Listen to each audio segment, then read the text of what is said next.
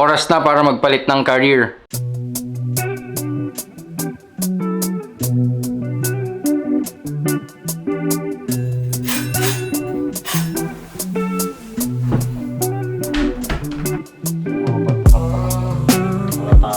Hindi actually namin alam yung pinaggagawa namin. Lang yung kahirap palang upo, tol. Pag umupo akong ganito, tol, napuputol yung hininga ko eh. Parang lumilindol to lang.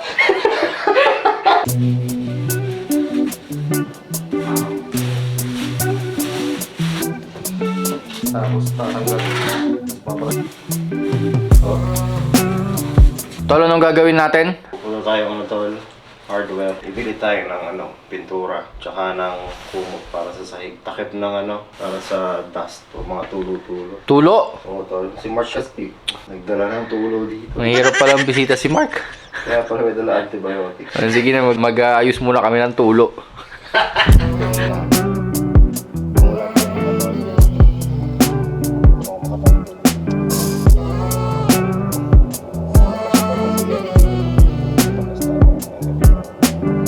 Meron kaming nakitang car wash. Kaso hindi namin alam kung papaano. Baka naman huliin ako dyan. Subukan natin, tol. Shit! Ito na. Shit, maliligo na tayo. Buti pa yung kotse tol, maliligo. Hindi, ito na yung ligo natin ngayon, tol. Iniiyan tayo tol sa tabi.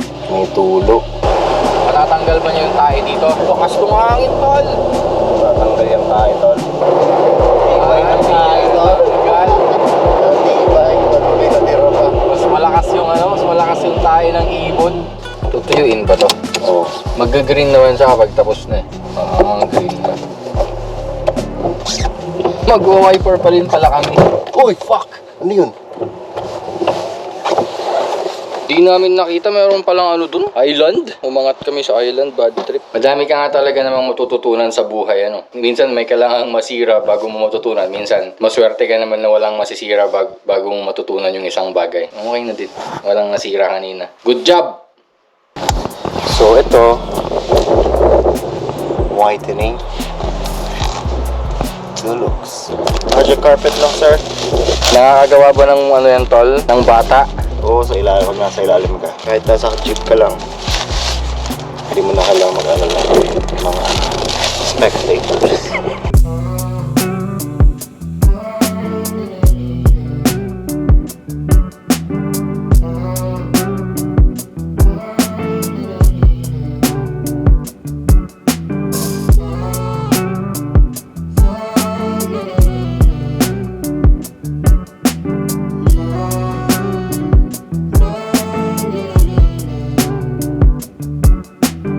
Bagay pala ni Just maging kalbo. Kaya nga tol, nakakatakot ka pala pag kalbo ka.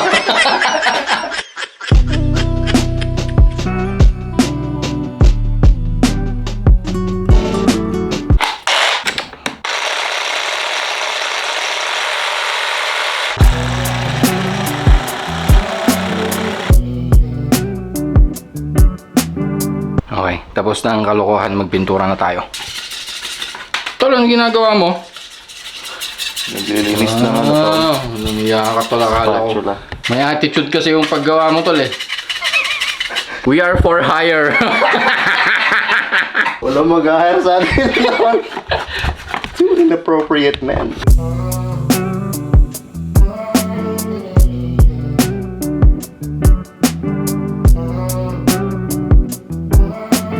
Thick white substance. Very thick. You rub it against that one. So the white stuff comes off. Yan ang nagagawa pag wala yung jowa dito eh. Okay, sasabi ko. Madidemonetize ka na. Totoo na to, magpipintura na talaga kami. It's time to paano ng English ng ipahid, tol? Ipahid na natin yung white thick substance. Tol, ano na naman yung ginagawa mo? Nagpapahid ako ng puti, tol. Bakit? Ano nga ka, tol?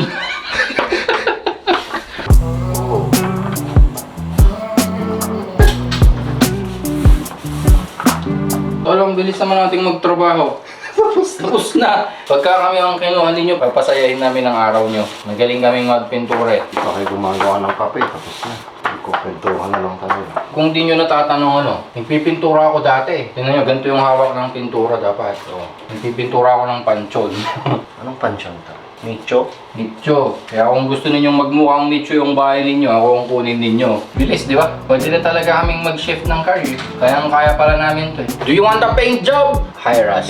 Sisiguraduhin namin na ano, Dami yung trabaho mo. nadami yung trabaho mo. Ito po yung mga sapatos ni Ferenc. Slightly used lang po ito. Mura lang. Kung gusto ninyo, ayan o, Ito, mga 5 pounds lang to. 5 pounds. Oh. Ito, akin to. Kung gusto nyo, regalo sa akin to eh. Mga 10 pounds yun kasi may sentimental value. Graduate ng nursing yan to. Oh, ito to, buy one take one. Pero bibilin mo yung left. Pag isa lang bibilin mo, bigay sa yung left ng isa. Oh, yun naman pala eh. 2 pounds lang yan. Ito, 1 pound 50. Ito naman, mga 50 pounds kasi meron siyang balot. 50 pence. Parehong kaliwa. Sino bigay sa inyo yan? Hindi ko yan.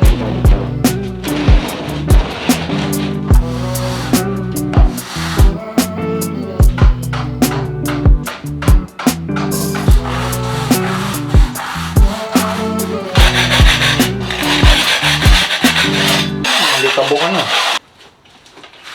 Ang galing yan. Hospital. Libre? Hmm.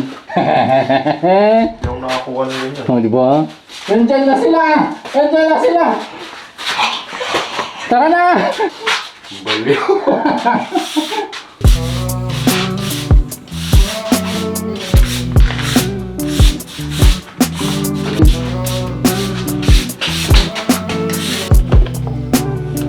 Mahirap palang huminga dito.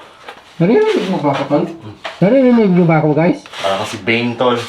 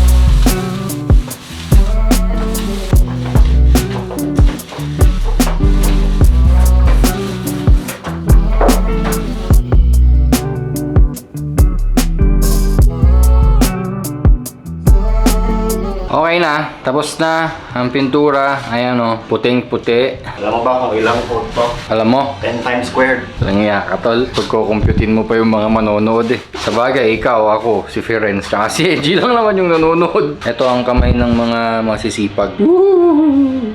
Woo! So, yun yung namin, change of career. Pero babalik na ako ng nursing na lang muna. Sino may mga nababanguhan ng pintura? Yun daw yung may mga tendency mag-addict tol eh. Oh? Spirit.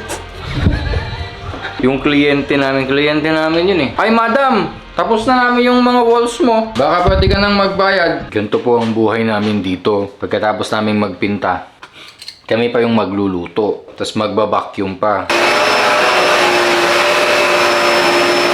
Yan po ang buhay OFW sa countryside. Ano nga yung gusto mong malaman? Gawin? Kumain muna ako maglinis ng manok. Sayaw.